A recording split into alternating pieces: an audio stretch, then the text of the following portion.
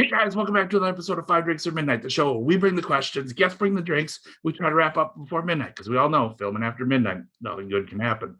Today we're talking to Chris Hennessy, co-creator of Aqua Vitae. What's Aqua Vitae? Well, it's Latin for water of life, for one, but it's also one of the oldest forms of whiskey. Chris's recipe dates back to 1324, back in Ireland. So before we get started, like and subscribe. Really help us out. Thanks. 5 drinks, 5 questions, or midnight, whatever comes first. Guys,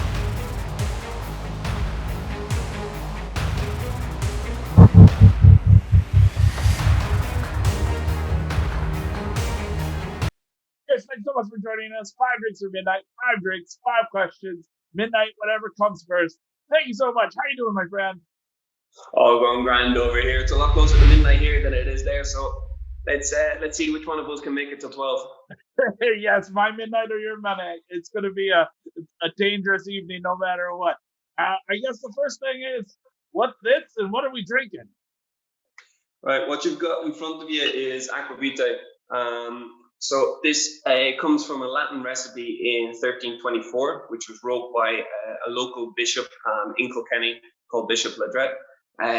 Basically, his territory was a quarter of Ireland, the entire of the southeast, and he would have come from a training center in Avignon in France, where he would have learned to write in French dialects and in Latin dialects, and he created a medicinal recipe with loads of different health benefits, which is covered over 2.5 pages of this Latin text. The Latin text itself is in compounded Latin, which means you're missing all the ands, ofs, ats, does. 2.5 pages when you're missing those things. Once you add in the full sentences, it's about 16 to 18 pages long, which was great to translate. Took us 3.5 years from the moment we got in front of it to the first time we could confidently recreate the recipe and know that the different symbols meant certain weights, the different symbols meant certain values, the proportions we were right with, all the different herbs, barks, roots, and spices, if they came in whole form, if they came in ground form. You can imagine back then, everything's horse and cart, going from Italy or the Middle East, depending on the spices and the trade they're buying from, coming the whole way across Europe to Ireland. You're talking months worth of transport. So we had to figure out what kind of forms they were coming here in. Everything obviously back then was organic because they would just have manure and stuff. They wouldn't have the different pesticides and everything we have. So all botanicals, barks, root, and spices are completely organic in this. 2 reasons. 1, because that's how they would have done it. And 2, we use maceration. We steep the herbs, barks, roots, and spices in the liquid. We're pulling out all the different compounds and all the different flavor profiles and components that are in the botanicals themselves, all the natural flavors, to bind them together. And if you did use something that wasn't organic, it might have something in it that the alcohol will pull out that you don't want. So we're trying to pay homage to the actual recipe itself and do it in a way that makes it all good. The recipe itself back then was medicinal. It was overconsumed. By the end of the book that Ledrede was writing, he nods towards overconsumption, alcohol being locked away in presses. The same way, if you go to church, you'll find wine in the presses locked away by the actual priests themselves. That's where that comes from, overconsumption. This and a punch recipe that's at the very end of the book are something that were done this medicinally. It was rubbed on your skin for psoriasis. It was taken internally to help for dyspepsia, which is usually something to do with sailors at sea, kind of an illness that they would get, similar to kind of scurvy. It's something you would get from that kind of lifestyle. Anything from syphilis to gout, anything that's an infection of the body. It's still believed that these kind of things still work. You have rubbing alcohol. You have people who will drink hot toddies, which we'll try one later. Glasses of brandy, etc. These are things that will increase your heart rate, they'll increase your blood flow. It thins out your blood, being alcohol. So these are things that get your body working in a different way than just drinking water or tea. And because they work in that way, the alcohol might make you break a fever by making you sweat too much. They're just unnatural ways of affecting your body, and they will help you for medicinal reasons. And that's the reason why they thought it. Like, you have stories of Bacardi being overconsumed by one of the princes of Spain, which helps them break a fever. You've many different stories like that where alcohol is used to counteract whatever it is you're feeling. Now, it might give you an absolutely terrible hangover, which will be a cause and effect. But if it does raise your temperature high enough to break a fever, then what happens later is worth it. So then, all right, well then, how do we drink this then? So, neat, rocks? No. So this is 50% ABV, so it's strong enough. It is cold maceration of all the different botanicals. So over the course of 30 odd days, we'll add in the different botanicals. The most potent ones go first, the most subtle ones go last to create a balance. So if you drink this neat, you'll get everything. If you add water or ice, you'll actually take all the different oils out of suspension. So the best thing to do is try it neat first. And then, like any whiskey, if you add a little bit of water, a little bit of ice, you can tailor it to yourself. Because 50% for something that's unaged is quite strong. But you'll understand in a few minutes what I mean by this. So you have some of the botanicals are cinnamon, clove, nutmeg, mace blades, which is the outer skin of a nutmeg. You have spikenard again, which is kind of a menthol flavor crossed with licorice root. There's no sugar in this whatsoever. We get our natural sweetness from raisins. There's salmon in this for the deep color. As I was saying, this is unaged, but if you take a look at it, it has a lovely, lovely golden hue. Yeah, that's really. And when you add water, it slightly looshes because of the oils, but again, it gets kind of brighter, almost like rust or copper, that kind of brightness. So with this, as I said, it's 50%. The reason why it's 50% is we put all the botanicals in at 6.1%, and then naturally they actually strip off a lot of the alcohol. It comes back out with the botanicals in and around the 55% mark. And then the reason why it's 50 is we were adding the world's smallest bit of water to dilute it to find the breaking point or the biting point between all the spices you're getting to taste, but calming down the alcohol enough that it's not overwhelming. If we drop this below 47.2%, the oils come out of suspension. So you'll end up with a very cloudy thing, which is off-putting for people straight away.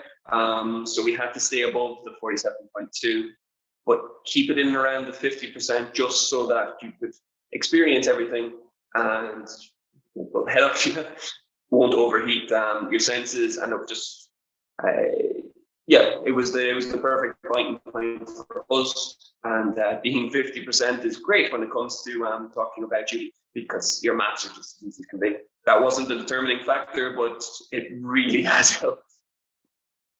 Amazing. Well, cheers. Cheers, Roger. Oh, the nose. So with this, the distillate is a pot still distillate, 50% barley malted and 50% unmalted barley. So your malted barley is going to give a bit of sweetness. It's going to give a creaminess and kind of white pepper spice. Your unmalted barley is going to give an oiliness. It's going to give cracked black pepper, cinnamon, nutmeg, your kind of deeper spices. As a distillate itself, the distillate is very balanced, nice bit of spice, good bit of creaminess and oiliness, but it's never touched wood, so it is very spirit forward. Once we add the botanicals and all the different bark fruits and spices start leaching out their oils, leaching out the natural sweetness, and just all the compounds are playing with one another.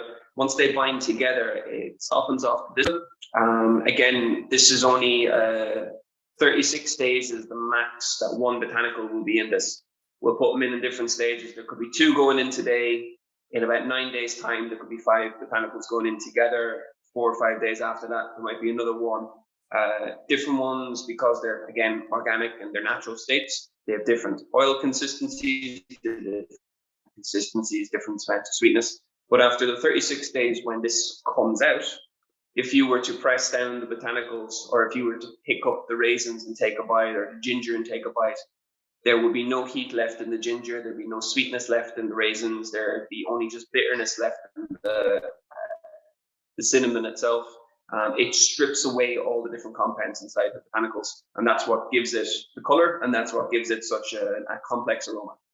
Oh, it's amazing. I definitely get that ginger out of there, like that, and it's so it's medicine-y, but it's a good medicine-y. Like it's so like it's not like ooh medicine, but like it does it like I can see like how like like this is like you'd almost want to rub this on your chest if you had a cold, or like this just like everything, like this is awesome. So with this, obviously you're having a taste. So when you're having a taste, because even though the botanicals are working in harmony one another, because there's different oil consistencies in each botanical, what happens is clove is the thickest of the oils. So usually you'll get that saffron and raisin sweetness on the very front of your tongue, which when you combine them together, it comes across like almost like Seville orange marmalade, that kind of bitter orange peel,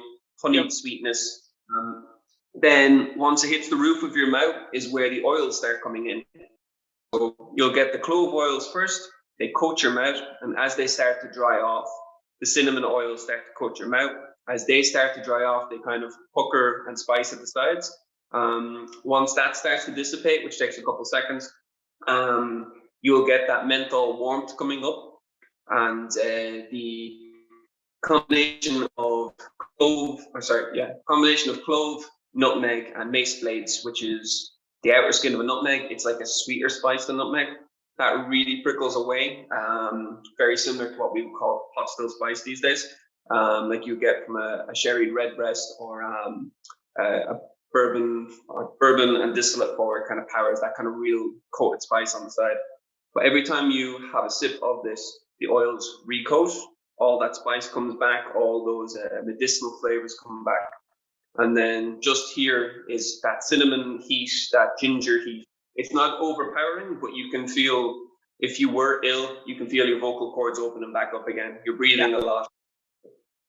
That's the medicinal side of this. You can see from drinking it with your vocal cords opening up, the sides of your cheeks puckering, the roof of your mouth is kind of, you can feel your breath, you can feel your senses, your tongue's now alive, your cheek's now alive. You can feel as it goes. Yeah, I'm already getting the pig cheeky. So like it's already getting in there. So yeah, it's so wow. All right. Well, I guess that brings us to question 1, which is, how'd you get started in the spirits industry? Because from our research, you have 3 tracks. So I'm very curious as to how you got started in each and every one of those. So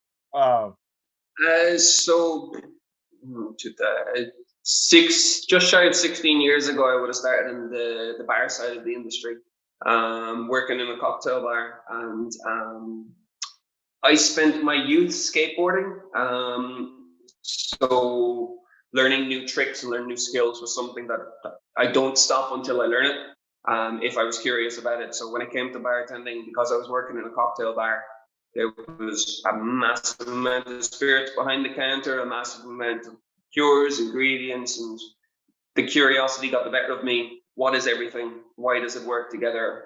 Flavor profiles, which eventually leads you to competitions. And if you win a competition and someone says to you, I'm going to ship you across the world for a week for making a drink, you get very good very quickly, and you enter more comps and all that kind of thing. Like in the first year of bartending, I was in Berlin. I was from Ireland. I was in Berlin. I was in Hong Kong. I had a trip to Singapore already guaranteed. So when you get those kind of initiatives starting off and that kind of a promise, you really want to be as in-depth as humanly possible very quickly. So that was a huge determinant factor starting off.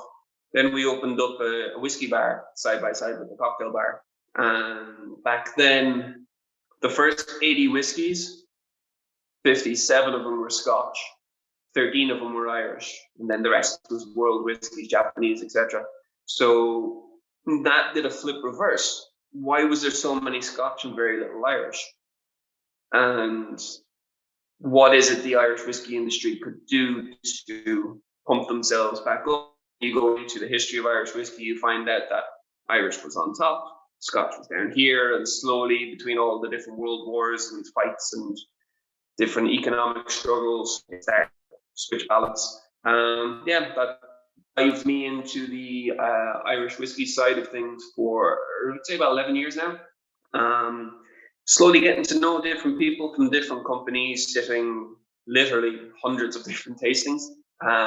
Each time you learn something new, from distillation, fermentation, maturation, to the actual what's in a glass, what it smells and tastes like, and why, which is fascinating. Never really would have considered myself in any way nerdy in school or history buff in school or anything like that. But as soon as you apply it to something like this, I want to know what's, whys, whens, everything. Why it tastes like it does, how it got there, and why, if 5 people use the same barley, if 5 people use the same water, if 5 people use the same casks, why they're so different. That'd be the huge curiosity behind it anyway. All right. So then on to question 2, what are we drinking? Went for W.D. O'Connell's, so Bill Phil for number 2. Perfect. Love that. On the front of your label, out of curiosity, does it say batch 1, batch 2? Batch 1. Batch 1, same as myself, so cool. Reason why I ask is the one that's in front of you, batch 1, that's 2 single casks that are vatted together. They're 2 single casks that both have, they come from Great Northern Distillery in County Louth, just to start off with that. They're both first filled bourbon casks. So casks that had bourbon previously, you can only use them once. So we take advantage and take them across to Ireland. And a first fill in Ireland basically means it's the first time we filled it, but it's ex-bourbon. So with this whiskey, there's 2 casks, both first fill, both the exact same distillate from Great Northern, which is a peated single malt, triple distilled, which was uncommon in Ireland at the time. When you go through a 3rd distillation, you're going to make your distillate a lot lighter, which will make this very different from Cooley. Cooley was double distilled, lovely malt, but the peat is very forward. With this, because of the 3rd distillation, the peat is more of a mid-ground and background player. It lets you taste the malt itself as well. It might take 1, 2, or 3 sips to get there, but you will taste the malt as well as the peat. It's not as intense as what we would be used to from the likes of Islay in Scotland. The reason why this is 2 casks, the first cask, all of the bill fill has a very distinct citrus smoke, has a very distinct kind of a tea tannin taste to it, and a lot of that classic bourbon sweetness, caramel, vanilla. But every one of the bill fills has a citrus kind of smoke to it. One of them will have a grapefruit kind of citrus tang to it. Next one will have that Seville orange, sweet, bitter. This one in particular has more of a bergamot, so Earl Grey tea, that kind of tea, tannic, lemon, fresh kind of a smoke to it. The easiest way of doing it, I don't know if you dehydrate any zest lately or dehydrate any fruits lately, cocktails, but when you have bergamot lemons or kind of Sicilian lemons, that kind of a bright citrus sweetness, if you dehydrate them, you're cooking them, so you get that aroma piling into the room, and that's actually something we get off of this with the smoke. specifically with the batch one. But the first one was the citrus smoke element was quite prominent. The tea tannic element was quite prominent, and the bourbon was big. Whereas in the second cask, the citrus was light, the tea was light, and that wooded spice was quite prevalent. So once you brought the two of them together, you were able to get the best of both worlds. We could round off the citrus smoke because of the sweetness of the casks. It pushes that smoke to the mid-ground, to the back, allowing the actual malt itself to tell its own story and taste and smell. With peated whiskies, you never really judge it off the first smell, because right now, I don't know, the last thing you smelled is Aqua Vitae, and right now you're not smelling anything. So when you go to smell anything that's smoked, your senses, whoa, they get a big jolt and a jilt, and they don't know what they're about to receive. Yeah. So you take this first aroma quite lightly, you barely put it in front of yourself, and you pull away, and your brain goes, that's what some people might say an off note. Peat is something you're not expecting straight away, especially these days. We drink so much sugar, and we have a lot of additives in our foods. Smoke is something that we're not really preparing ourselves for. Like if you open up your fridge for a smoked salmon, you smell it before you get there. Yep. Your brain has a couple seconds to go, there's something smoky coming my way. Whereas something like this, unless you poured it beneath yourself, which bartenders do a lot, yep, unless you pour it beneath yourself, you're not getting that waft. So first initial one, smoke is there. By the time you get to number two, you know the smoke is there, you will get it, but you'll get that kind of citrus starts to come through. By the time you go to number 3, 4, and 5 of the smell, the smoke starts to go down and down and down, and a lot more of that malt comes.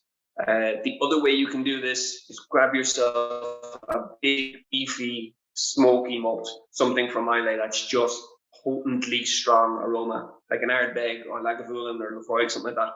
If you were to smell this and then go back to the bill fill, this almost smells like it doesn't have any peat anymore, because your senses has basically accustomed itself to, this is how high the smoke is, and this one's all the way down here.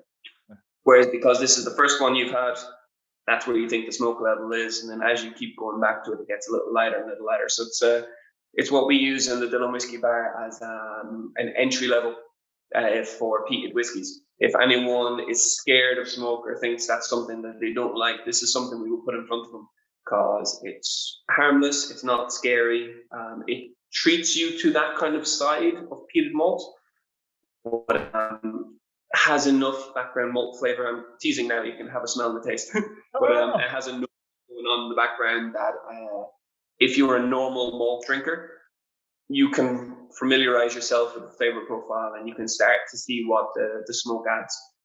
Realistically, the smoke, after you first get the senses, peated is fantastic. Majority of the blends around the world have like less than 2% peated malt in it, because it just pulls the flavor profile and keeps dragging it out and dragging it out. It's actually a fantastic thing to do in blends when you're using it in that teeny tiny portion.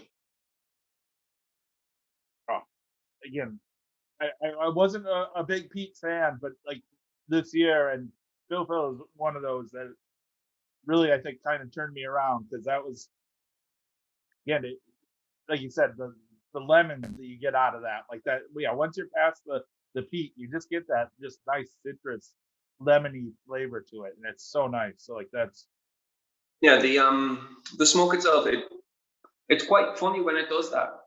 As I was saying, it takes the flavor profile that you're experiencing, and it just keeps dragging it out and dragging it out to the point where you're just like, it becomes layered and intermingled between each one. You get that kind of clarified butter biscuit for a cheesecake base, really hot clarified butter poured over the biscuits, and you're stirring it around. That kind of biscuitness of malt. Because it's peated, you get a cross between a buttery texture and cream texture. The peat won't let it stick to your palate. It keeps kind of drying it out a little bit. So as soon as you think, if you have butter, it's something that when you taste, it slips away. You have cream, it sticks around for a couple of seconds and then it goes away. If you have something oily like pesto, 2 days later, it's still there, that kind of oiliness. With this, if there was no peat, it would be very creamy. It would stay there for 10, 15 seconds. Because of the peat, it dries it out a little bit, so it becomes buttery and slips away, which is great because when it slips away, the spice can rise, when sweetness can rise, you get that kind of layered effect. That's why I was saying it's like it's intermingled between it. If you want to play with your senses a little bit, when you're pouring it in your mouth, skip your tongue, just pour it underneath your tongue. And then when you push your tongue down and roll it around, what happens is you have the sweetness at the front, you have the spice at the sides, bitterness at the very, very back. But when you skip your tongue and put it underneath, when you roll it around, you actually hit all 5 points at once. So you can get spice and butteriness and creaminess and that citrus. You get it all at once. Yeah. As I was saying earlier, because we're so used to sugar in all our food and having everything slightly processed, your palate will be a little different. You're expecting all that sweetness at the front. You're expecting your cheeks to pucker for different reasons. But when you leave it underneath and then you roll it round, because it hits more than one sense, your entire palate just goes, whoa. And you can actually figure out the different layers quicker than if you just, a little bit of sweet, starts to go to the middle, hits the roof. Because sometimes when you put it on your tongue, you don't touch the roof of your mouth. Or sometimes you drink it too quickly, it doesn't touch the sides. So if it goes underneath, when you roll it, it touches everything. So if this is something that you really like the spice at the sides, if you miss that, then you're not going to know it's for you. If it doesn't touch the roof of your mouth, you won't get that creamy, buttery, dry, and that kind of tea tanniness where we get at the top. And then the citrus is straight down the middle. As soon as you get sweetness, it cuts down the middle of your tongue, and that's where that citrus kind of fresh oil kind of comes from, which is fantastic. But you have to hit all of it, otherwise this will be a lot of smoke and something. Whereas when you hit everything, the smoke is a complete and utter afterthought. It's just what's dragging it through your senses, and it's a vital component to the flavor profile. But all of a sudden, this isn't peat and, it's and, oh, peat. Makes it fantastic. So it's, when I was helping out Dottie with this one, we'd tasted a few different casks. We had a conversation about things being single casks, things being vannings. And when we found these two particular casks put together, you just hit so many different senses with it, and you hit so many different aspects of what makes this really good whiskey. We could not go that way. All right. Well, yeah. Again, this is again WDO count. It's fucking amazing. So I'm down with that. So then I'm on to question 2. Then you talked about with Aqua Vitae, the translation and finding the book. What made you want to bring back this spirit? Like, why? I mean, did you just feel that it was, something missing from the market, or was it just I could do this, or like what made you want to go back in or just to prove a point that it was actually created in Ireland, or just the whole why? A lot of the above. Irish culture at the moment, from an Irish spoken language to all our stories and everything like that, it's all concentrated on the island. And unless you come across someone who speaks the Irish language, or unless you come across someone who knows Irish folklore and all the old stories, it doesn't really exist unless you're part of the conversation. So if I look at a historical textbook, I will know about the War of Independence, I'll know about 1776, and I live in Ireland. I'll know about all the world wars, but I live in a neutral country. So there's a lot of Irish stories out there that only we know. And this was a huge, working in a whiskey bar for 11 years, it's become a huge part of the conversation. What comes first, Ireland or Scotland? Realistically, to me, I couldn't care, because it exists and it's been embraced. So they have their way of doing it, we have our way of doing it. As long as someone's doing it, it's our culture coming forward. It's their culture coming forward, which is great.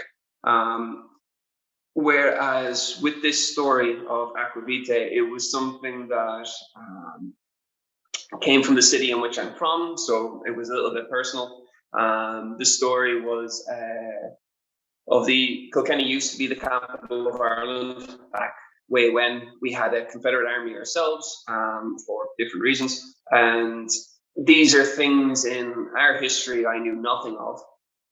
I knew about your Confederate armies. I knew about all the battles across in the States for independence and stuff like that. But I was never taught the history, which literally is around me. They're wrote down in books in different languages, from Latin to French, depending on what people spoke back then. They're just missing parts of our history. And when I learned of the Aqua Vitae recipe and we dived in and decided to try and figure it out, replicate it, for I'd say about 2 years, I had a liquid that wasn't perfect in any way, shape, or form. It was me experimenting, trying to make a very an almost 700-year recipe taste okay to today's palates. So when in Kilkenny, I'm from the Dublin Whiskey Bar, and we have 10 bars who come together because we're a medieval city. It was a way of uniting the entire county together worth of bars and having that conversation that we have a lot of history here. We used to be massive when it came to Aqua Vitae, to poaching, to whiskies throughout the centuries. There's even notes of different kings and queens in England receiving Aqua Vitae and uisce from Kilkenny and saying it's one of the best ones they've ever had, that kind of thing. So when you have that much history from where you're from and nobody knows about it, you want to produce it, tell the story. And that was great. For like a year to 2 years, I was able to tell the story. Somebody could hear it, taste it, which was great. That was the main thing. The problem with not being a commercial product is I can talk to you, you can talk to a friend. It's going to take a long time for 100 people to know. It's going to take a long time for 1,000 people to know. I met up with a guy named Jarrod Cuffe from Off the Cuffe Bitters.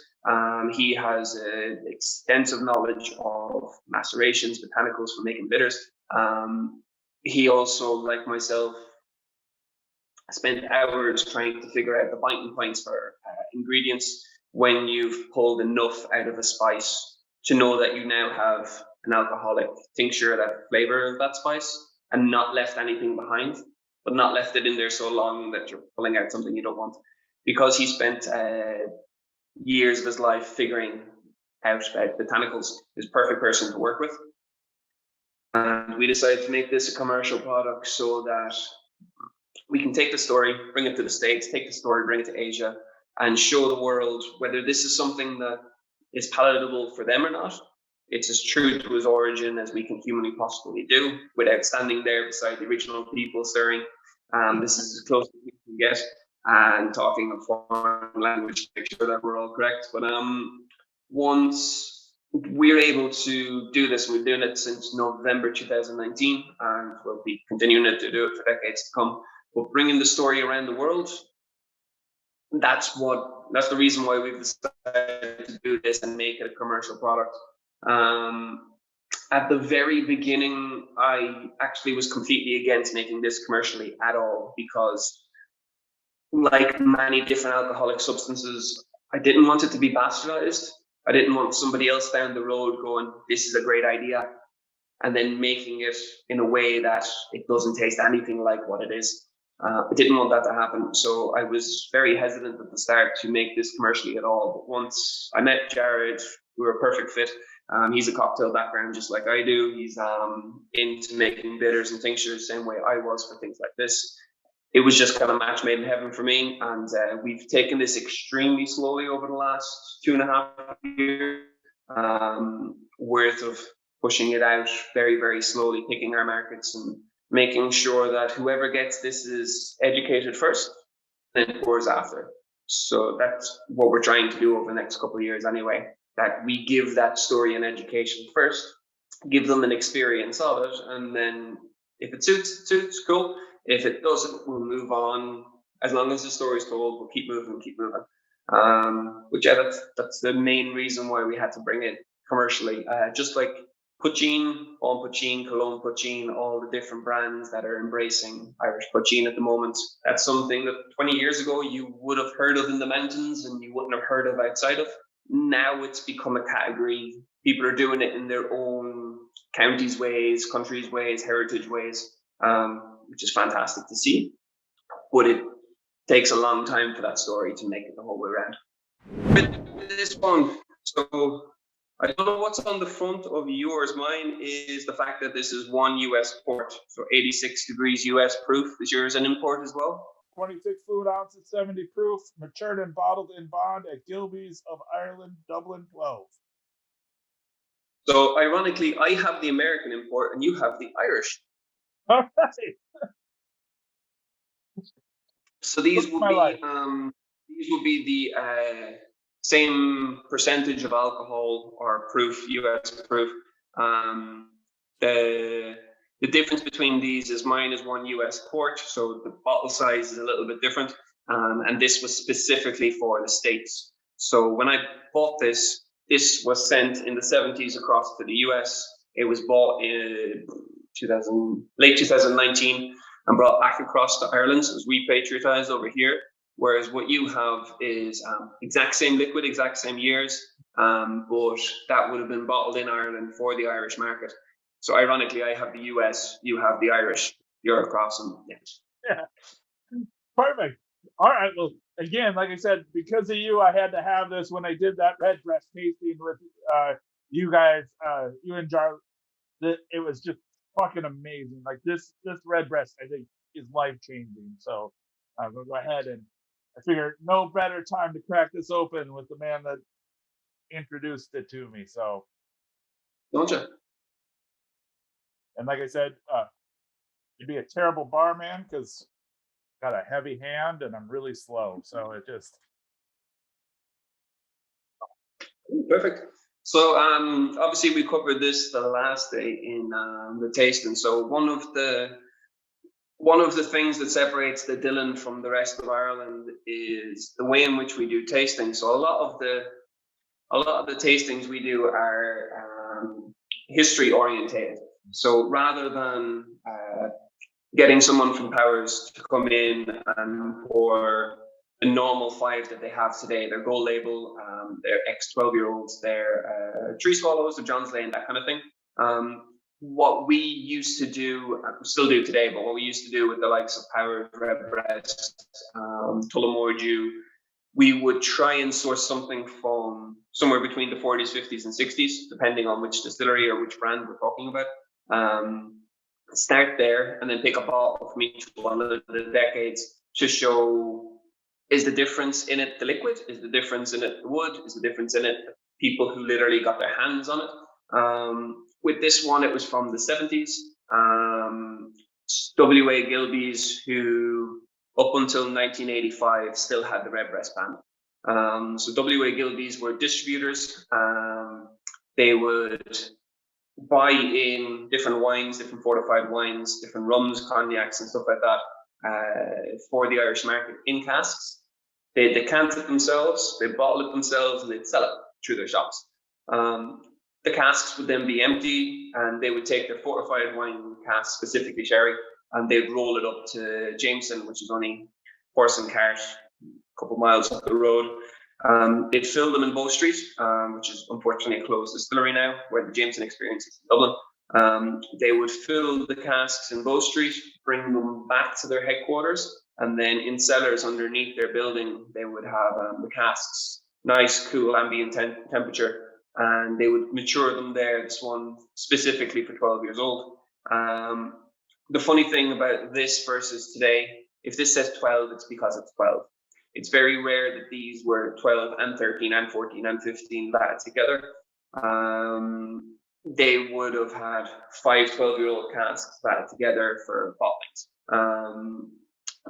Until you get to the mid 1980s, when you get to 1983, 4, and 5, when they're about to finish bottling, they're about to stop this. That's when they take anything that's older and they put them all in together. If you happen to get your hands on a bottle from 1985 from W.A. Gilbey's, that will have up to 30-year-old stock in it. Flavor profile is completely different. Absolutely fantastic. But unfortunately, there's no way when it's in your hand to know the difference between 81 and 85 unless it comes with a receipt. because they're same label, same bottle, same capsule, same everything. This represents bonders and merchants. They were a distributor, they were a merchant, they were a bonder. They had the bond, they had the casks underneath. They were a merchant because they bought in casks from other places. They sourced their own wines and own fortified. They dealt with their own vineyards, they dealt with their own distilleries. That's what made them a merchant. They'd also buy in tobacco and bread and everything like that for the shop. That's what made them merchants. And then distributor, because they would case it up and send the bottles the whole way around Ireland, and they're the one you dealt with.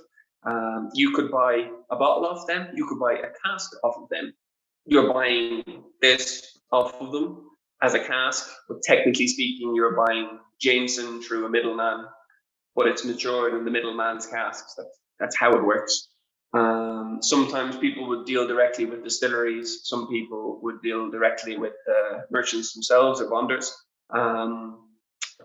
Sometimes there wouldn't be a difference in the price because they took this as a distillate and left it there for 12 years, and the distillery made it as the distillate and left it there for 12 years. Sometimes these will be the same price. So it's who you prefer dealing with or who will talk to you faster might be the person you get from. But here in Kilkenny, we have a few bars that would have been around in the 1800s that are still here today. And they'll have space on their walls where the casks used to be, or they'll have little hooks where the baby powers used to hang out of, things like that. If you see the word bonder on a bar, it doesn't actually mean that they're bonders. It just means that they held a bond, that they were allowed to have alcohol. If it says the word merchant, they would have bought their own casks, and they also would have had a grocery shop in some way, shape, or form for you to buy, again, your bread, your meats, or your something. That's what W.A. Gilbey's would have been. And this particular style of cask, so I don't know if you got any of the 10-year-old Redbreast that came out 2 weeks ago. Yep.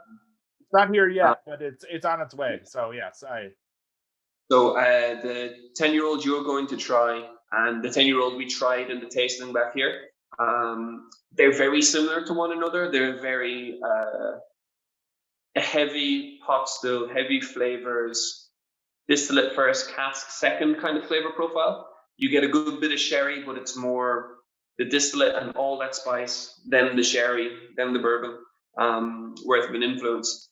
This has a lot more the older sherry style of influence. So this is more heavier on the fortified wines, heavier on that kind of raisins, dates, good spice body. This actually won at that tasting. This won most popular kind of opinion of all the different flavor profiles, because it still tastes like what we have today, worth of that sherry big profile, but it has that older, dustier spice. Again, we might as well get stuck in because it makes me thirsty. I don't know about you. Yeah, absolutely. It's all right. So then on to question 3. What made you want to get into flair bartending? Huge benefit in Ireland that there's not millions of us, so getting better than everybody else for a competition is a lot easier than when you are in the likes of, what was it? I had a 1 in 30 chance back in 2010 of getting a trip, and at the same competition in Hong Kong, they had a 1 in 148 chance from one town. So you 1 in 148, and there's a reason I remember that number. 1 in 148 chance of representing that town. There was 7 towns or cities in a state, if you want to call it that, and then one person from those 7 got through. So you had to beat 147 other people. Then you had to beat the best from 6 other places just to represent Hong Kong. But in Ireland, you beat over 30 to get to the same spot. When I landed over there, I was competitor 151. And I was looking at it going, there's 151 of us. Oh no, the first 148 are bet. We're just continuing 149, 150, 151. So because I came from Ireland, they see me as a small country. So we'll put you up third. You're probably not going to be like very good in the competition. You're coming from a small place. Yeah, can't. There ended up being a little over 80 of us in that competition. Came joined sixth in it. That was my first time to travel international, but it was just fun as can be. Like, again, you're doing 5 minutes in front of people. My concentration is on the drink and on the bottles. I'm smiling. You don't exist. I'm just doing this. But it's when you get a reward for doing something good, like a medal or trophy or whatever, it encourages you to do it again and again and again and again and again and again. You get where I'm coming from. Mhm. But yeah, that's it. When you get that much of a benefit, you get that much exposure, and you have that much fun with it, and you get to meet so many great people from the industry, you're going to do it over and over again. The reason why I wanted to do this cocktail is, as we're telling the story from Aqua Vitae, peated, put gene the whole way through. With the Red Breast, we're obviously talking about bonders and merchants. And one of the cool things about bonders and merchants is they can buy a cask off you, buy a cask off me, buy something else down the road. And as a bonder or a merchant, they can do what they want, putting them together, creating their own blends. One of the most famous ones in the world is actually Johnny Walker. That was 40 different scotches brought together, apparently, to create a specific whiskey. In a shop, the man didn't have a distillery. He wasn't a distiller. He just put flavors, components together to make the profile himself. And the lads in Two Stacks, they have a bond with Cologne Distillery up in County Down in Northern Ireland. And on the side of the can and on the back of the bottle, this is just a sample bottle, full transparency, they tell you the percentage of everything that's in it, the types of casks, they give you all the information it is that you need to know, which is absolutely fantastic. Same with WD O'Connell, one of the reasons why I include them. On the back of the label, it'll tell you the distillery, or like Bill Phil, for instance, it'll tell you Great Northern Distillery on the address on the very bottom.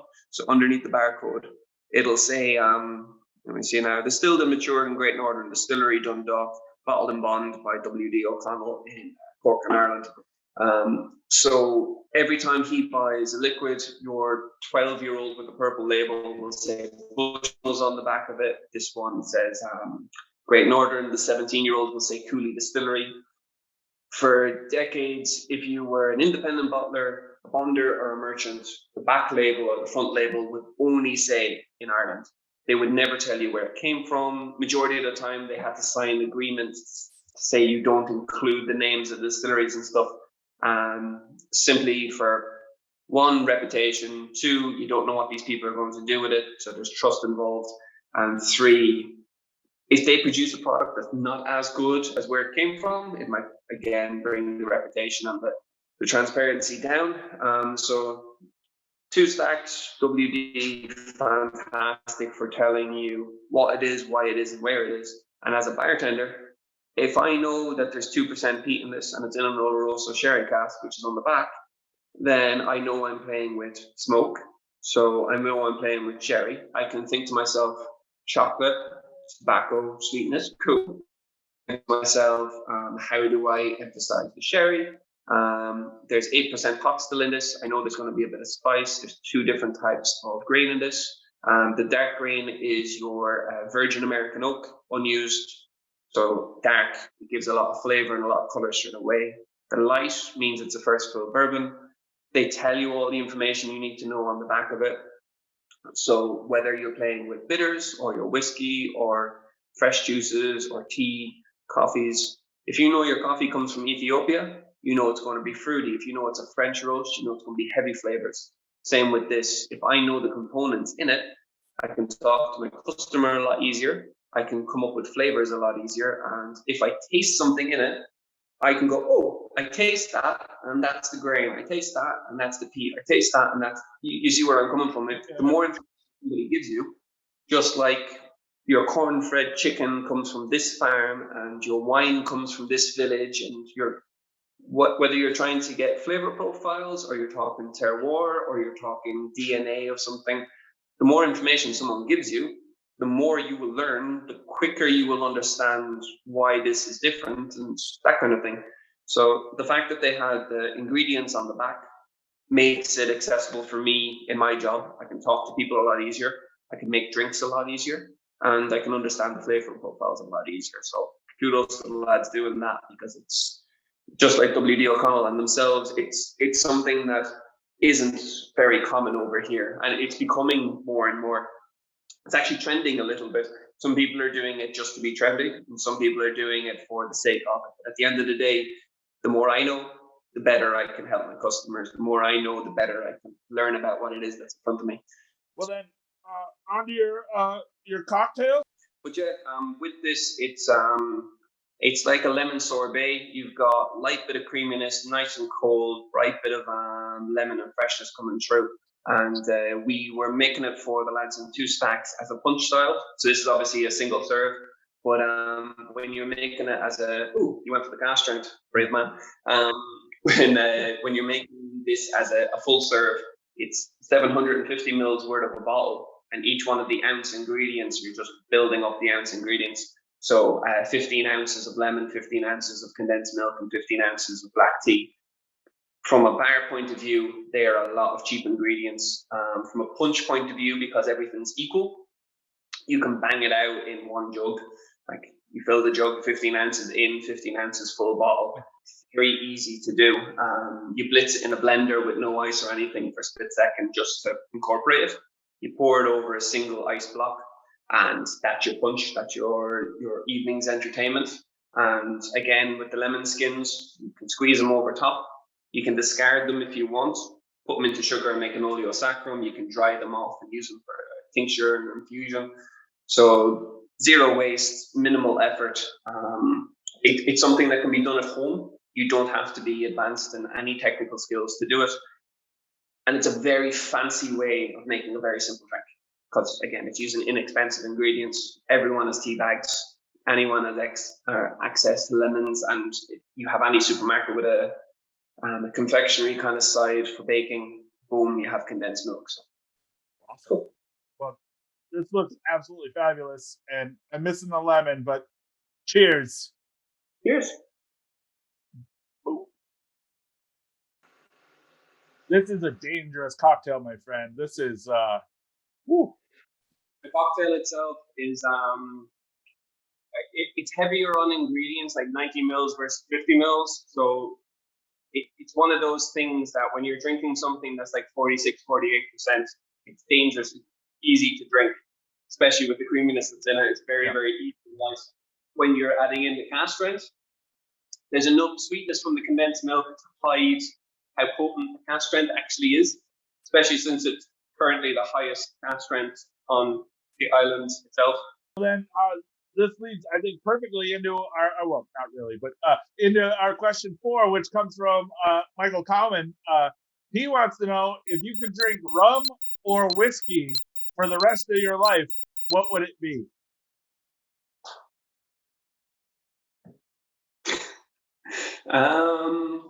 I can stay Ireland and just do this. There you go. I'm laughing because it's literally right there. So yeah, Cologne dark rum, fantastic. If I have to drink something for the rest of my life, I started with rum. I'll probably end with rum, because as fantastic as Ireland is, we have a certain amount of categories, with a certain amount of distilleries. But rum itself, you have different cultures, you have different ways of doing things. Like an island in Jamaica has like 6 different styles.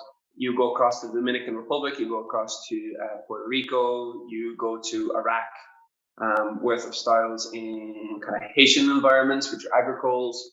There's so many different categories, and then there's about another 100 countries that do that category differently.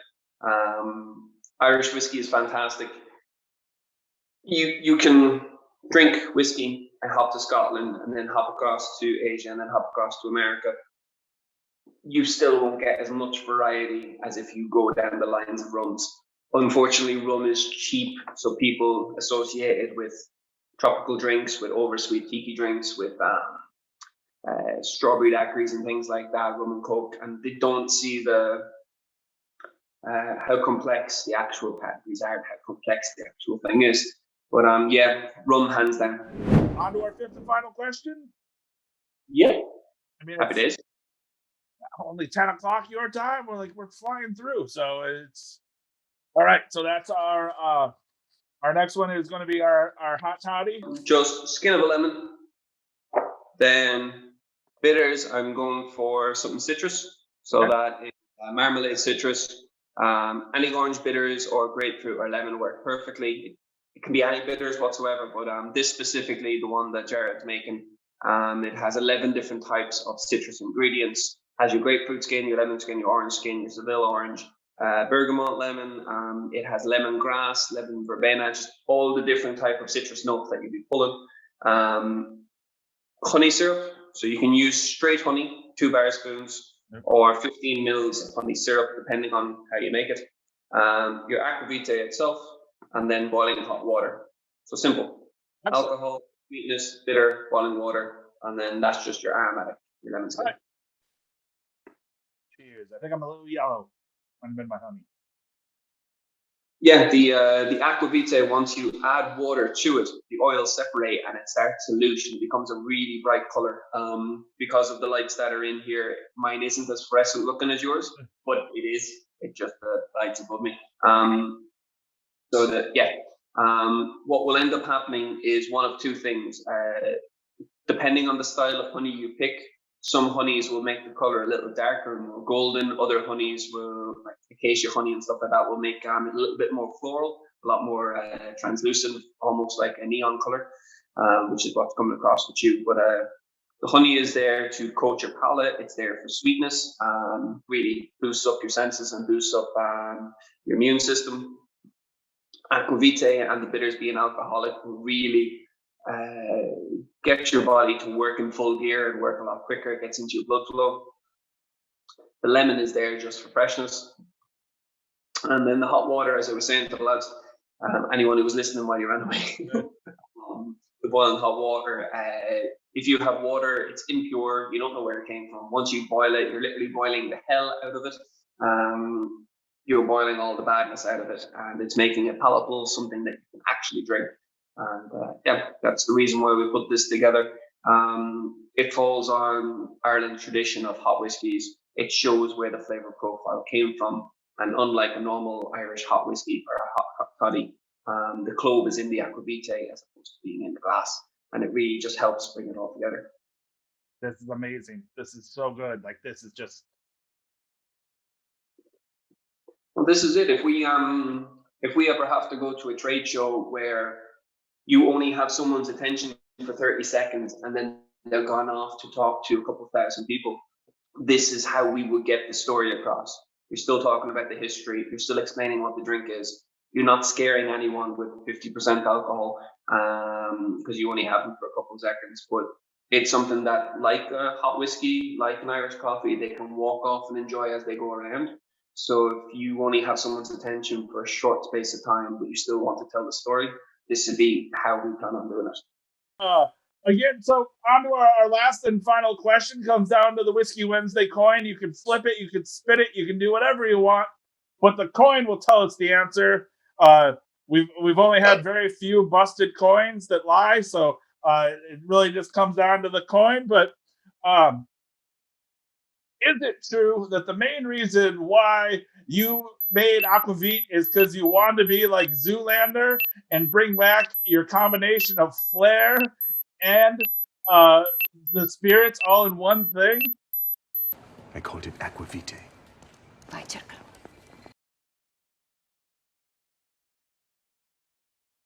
Fuck yeah.